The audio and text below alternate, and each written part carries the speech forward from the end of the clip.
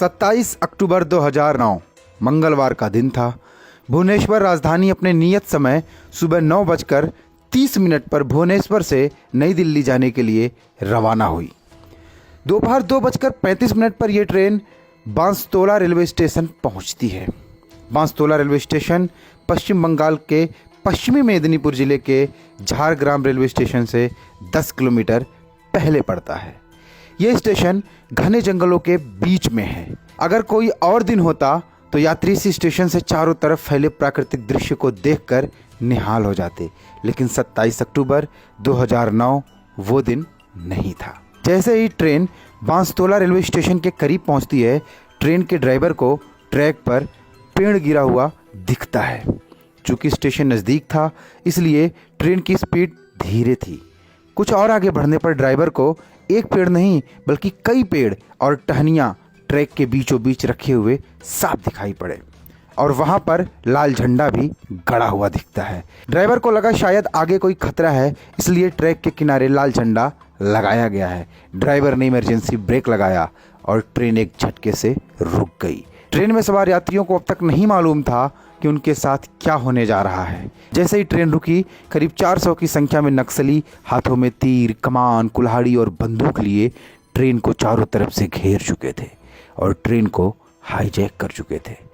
Train में उस वक्त करीब 1200 लोग सवार थे। कांधार विमान अपहरण कांड देख चुके देश ने पहली बार एक ट्रेन को हाईजैक होते हुए देखा, एक रेल का अपहरण होते हुए देखा। ये नक्सली people's committee against police atrocities PCPA नाम के माओवादी ग्रुप के लोग थे और इनका मकसद था अपने नेता की रिहाई। कौन था इनका नेता?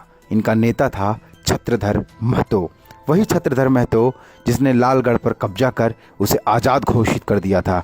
वही छत्रधर महतो जिसे देशद्रोह के जुर्म में आजीवन कारावास की सज़ा सुनाई गई थी, मगर फिर उसकी सज़ा को घटाकर 10 साल कर दिया गया। वही छत्रधर महतो जो 10 साल की सज़ा काट जेल से निकलने के बाद तृणमूल कांग्रेस में शामिल हुआ और सचिव पद पर तैनात है।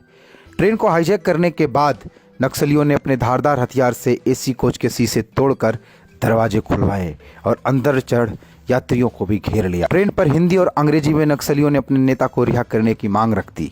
खबर दिल्ली पहुंची तो हड़कंप मच गया। उस वक्त देश में कांग्रेस के नेतृत्व वाली UPA सरकार थी और रेल मंत्री थी ममता बनर्जी। नक्सलियों की एक मांग ये भी थी कि ममता बनर्जी उनसे आकर बात करें। राजधानी एक्सप्रेस देश की सबसे VIP ट्रेन थी और देश की VIP ट्रेन का हाईजैक होना देश और सरकार की प्रतिष्ठा पर आघात था।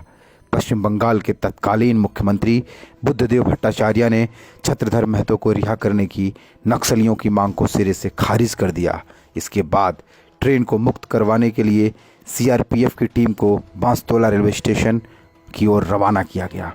CRPF के पहुंचने की सूचना मिलते ही नक्सली निकल गए, लेकिन इस दौरान ट्रेन करीब 5.5 घंटे तक नक्सलियों के कब्जे में रहा। रात करीब 10 बजे ट्रेन अपने गंतव्य की ओर रवाना हो सकी और ये देश के इतिहास में राजधानी एक्सप्रेस अपहरण कांड के नाम से मशहूर है।